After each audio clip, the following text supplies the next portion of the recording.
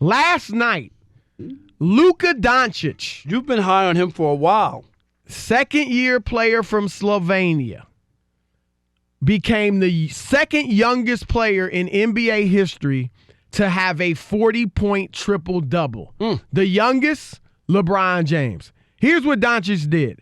42 points, 12 assists, 11 rebounds against the Spurs in a victory over the Spurs. So it would have been impressive no matter who it was, but it wasn't the Nets. But it wasn't like an also-ran team. Right, it was a good team. This is the Spurs, a very well-coached team. Beyond that, Doncic has an NBA high 6 triple-doubles in 13 games this year, and he's the only player in the NBA currently ranked in the top 10 in scoring. He's fourth, 29.5 points per game. Top 10 in rebounding, 10th, 10.7 boards a game. And top 10 in assists, second with 9.3 assists a game. This dude, and on top of all that, Rob, he's leading the Mavericks to an 8-5 record. No one thought the Mavericks, including myself, that the Mavericks had a shot at making the playoffs. And I get it, it's early. But right now, the Mavericks are the 5th seed in the Western Conference. They're playing like if they were in the East, they might have a chance to come out. No, they're going to make some noise. Remember, they weren't in the playoffs a year ago. We look at the Western Conference all the time. It ain't too many slots available with the teams. No. And if they were to make it, Chris, some really good team is not making the playoffs this year. That's how tight it is. I have, as you said, I've been high on him from the get-go. You have been. You keep talking about him. But I thought I've said he's an MVP candidate in the future. He's an MVP candidate right now. Assuming if they continue to have a good record, continue to be in the playoffs, then he's going to be an MVP candidate. This dude is the truth. This dude is fantastic. This dude is eating cats up. And you know what else, Rob Parker? What's that? This dude, I'm going to say it. Say it. Is white. What? What you talking about, Chris? And he is taking the NBA by storm. And you bring up a good point. You always say this. I'm going to let you say it. What do you think about this? What is the first thought that you wonder when you see this? Where are the white basketball players from America? The stars. I'm talking about star play. Right. Where are you? Where are you? Where have you gone? For real, Chris. Well, to your point. Where are you? There used to be a time when I covered the NBA, Chris, back in the late 80s. Right.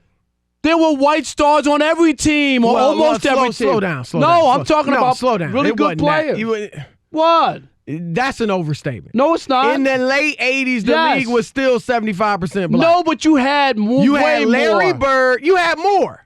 But every team did not have a white star. Tom Chambers. Did the Lakers have a white star? Yeah, Kurt Rambis. Stop it. Kurt Rambis. Stop it. He was a star? He was a star on that team. No, he was not. You know what I mean? There were way more. Don't. We could go through the roster. And we could go through the roster. And there's way more players. Don't overstate it, Rob. There were way more. There are none now. We said stars. Yes. There was Larry Bird. There was Kevin McHale. There were some. But don't say every team didn't have John one. That's just Stockton, an overstatement. All right, but there were way more. Yeah, way. Well, now I don't know. Where are they? If there's any. Gordon Hayward, probably, the only white star. Is he a star? White American. Or has he just got a big contract? Is he a star? He was playing great this year before he got hurt. He was balling. Kevin Love at one point, I guess, was a star, I guess Kevin right? Love. But look, Doncic. Blake Griffin is black. Stop it. Nikola Jokic is also a foreign international player. That's what I'm saying. I'm trying to point out that you have, because look, let's just give me a name. Look, the odd couple keeps it real. And regardless of your race, we know that black players have dominated basketball. And we're saying now you've got some white players coming in here getting busy.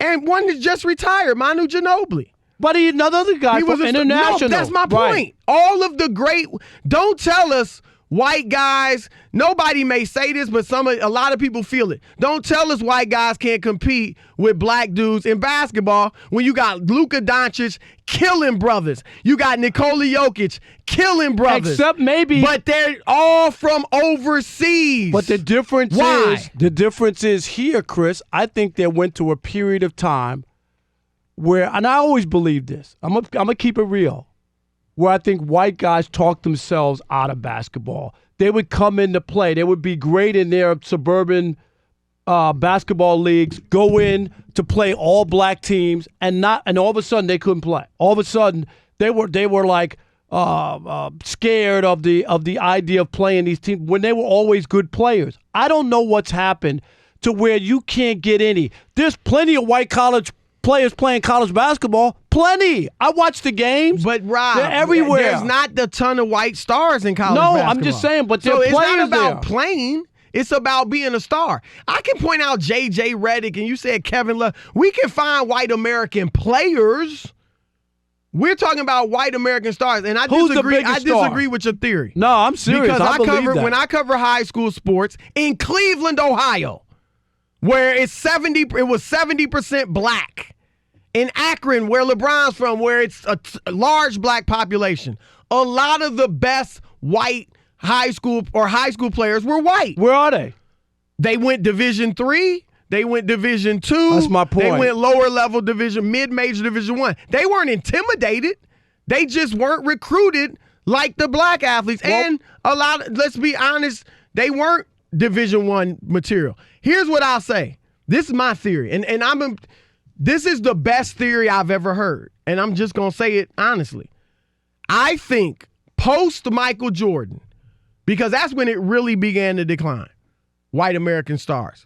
Post Michael Jordan, for a good 20 years or so, the NBA became fixated on what we call athleticism, running and jumping.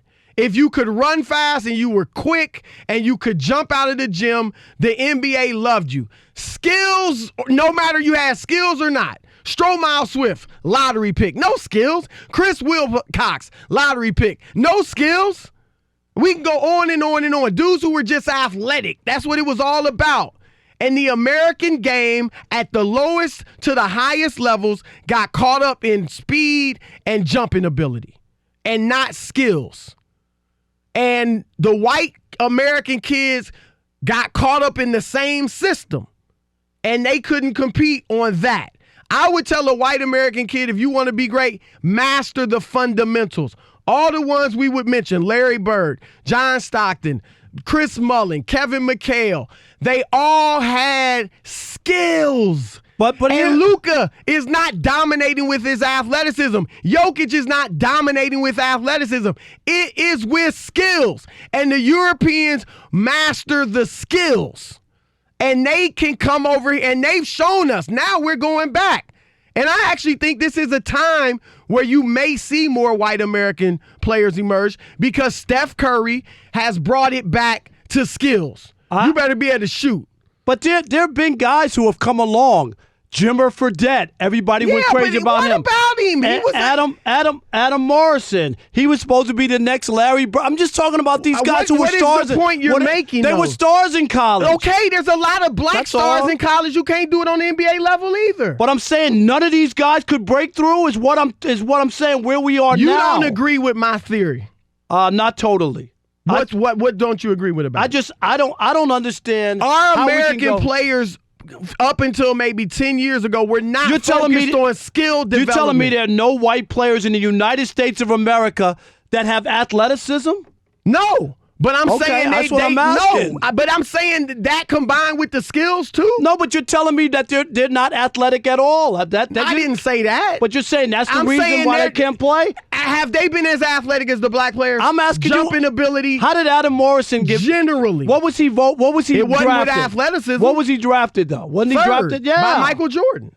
That was one of Mike's many mistakes. I think now that the European basketball has showed us focus on skills.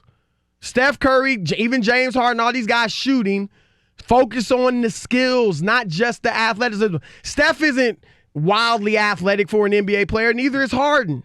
So now focus on that, and I think you'll see more diversity from American players. I cannot wait to hear from our listeners, Chris, because I want to hear their opinion as well. We'll get to that in the third hour. Why they think it is and where we are now.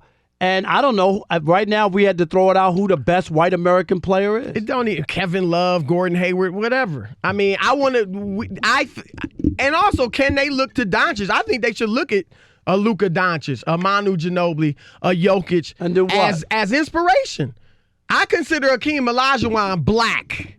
He's period. African. I consider Giannis, Tony Parker, all these dudes from black.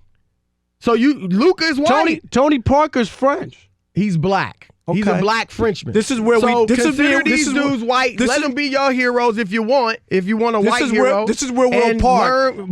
Follow their game. They try to tell me that Big Papi's black. He's not. No, he is. He speaks Spanish. So what? He's not black, Chris. He's Hispanic. English. We speak English. He's not black. If you talk to Big Papi and asked him, he'd tell you he's Hispanic. He's not black. He's an Afro-Caribbean. No, he's African. He's not black.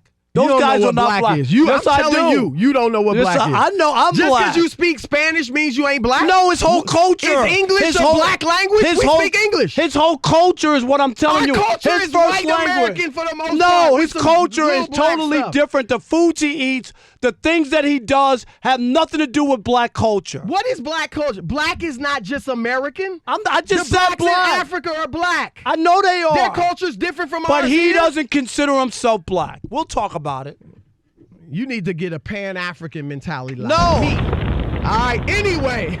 Hey, it's The Odd Couple. I'm Chris. He is Rob. And we want to encourage all of you to subscribe to our YouTube channel. That's right. You know, you can listen to us on the radio, and now you can watch us as well, and it's fun. No question about it. And remember, oh, yeah!